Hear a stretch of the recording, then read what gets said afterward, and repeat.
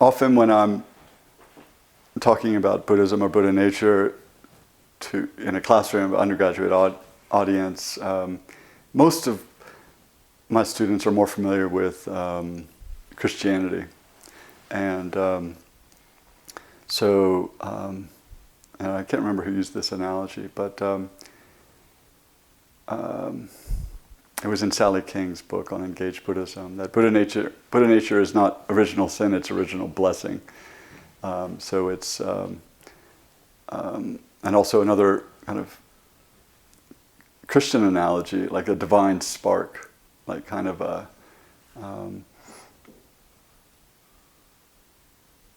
in Genesis you have, man was, humans were created in the image of God.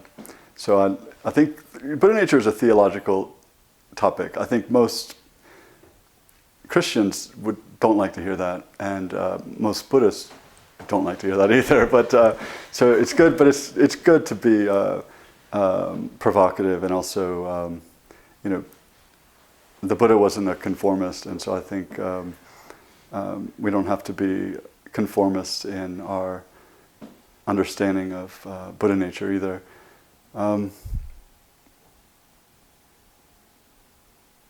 I've tried to put Buddha nature in conversation with broader philosophical as well as theological issues, and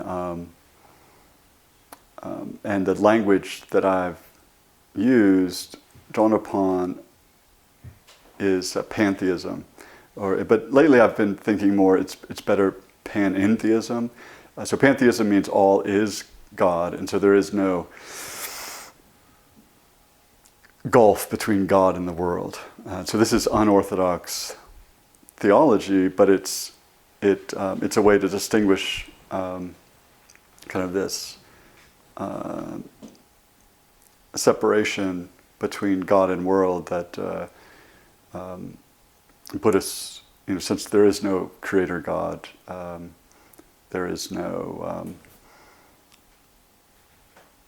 distinction between God and world. But also thinking with this language, with these different categories, can help understanding, help to understand, what's at stake. But I think panentheism is better. Panentheism means all is in God. And as I've been thinking about Tibetan Buddhist ways of thinking about Buddha nature, rather than Buddha nature is in all sentient beings, it's inverted such that all beings are in Buddha nature. So sentient beings kind of create kind of a layer of a bubble of kind of distortion through which, when that's cleared away, then like as the clouds obscure the sun just is shining. So it's I think thinking about Buddha nature with this kind of inverted analogy of being within Buddha nature, and then again drawing from Christian references, was it in whom we live and move and have our being. So I think this theological language can be helpful in understanding what is the nature of humans, what is the nature of kind of the our relationship to the highest value and highest being. That these are things that theologians talk about. So when I write about or express these ideas, usually people don't always like to hear them, but I think it can be helpful to kind of think with a comparative lens. So often I'll draw on these types of analogies. And in one paper I wrote, I looked at the arguments for God, that typically three arguments, like a cosmological argument, ontological argument, and a teleological argument. And cosmological argument is basically like, since there's conditioned things or dependent things need something independent, or need some kind of foundation. Conditioned needs the unconditioned. the one, and then the ontological argument. Normally, it's associated with Anselm, a very distinctively Christian, kind of bad argument. But I've used to make an analogy to.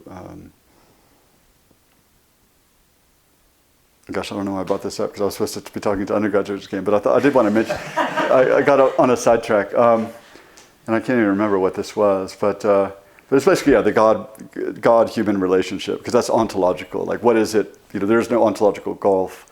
Kind of recapturing this language for Buddhists. And then teleological arguments, basically like the design argument, or there's like an end. And so, but what I did is I framed those classical kind of theological arguments in Buddhist terms, in terms of the looking at the Uttara Tantra, where you have those three reasons for Buddha nature, and one is like a teleological argument or around ends, right? Because the Buddha's body is radiant, and then because suchness is indivisible, that is a cosmological argument. That's how things are, and then the ontological argument, meaning like this ontological similarity or unity of humans and God, but in terms of this, the presence, since all beings have heritage or disposition. So therefore, then all beings have the nature of the Buddha. So if we think about these three arguments for Buddha nature in line with these three arguments traditionally for the existence of God, it's quite striking how kind of similar those structures can be. So despite how Buddhists thrive so much in analytical arguments and deconstruction and Madhyamaka arguments for emptiness, there's also other dimensions of Buddhism, like faith and devotion and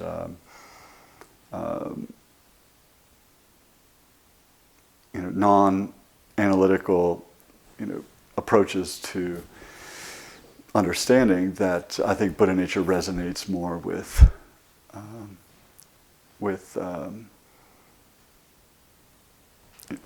trust in the a basic trust in the cosmos. I was thinking of Paul Swanson's the second one when I was. Well, the Nirvana Sutra says that explicitly, right? You need trust. Right. You need to trust. Buddha nature is good because we need to trust. Right. And one of the arguments for since beings long for nirvana, then that shows there is some kind of Buddha nature. Since there is like a desire to achieve, a perception of something kind of wrong with the world and a desire for freedom.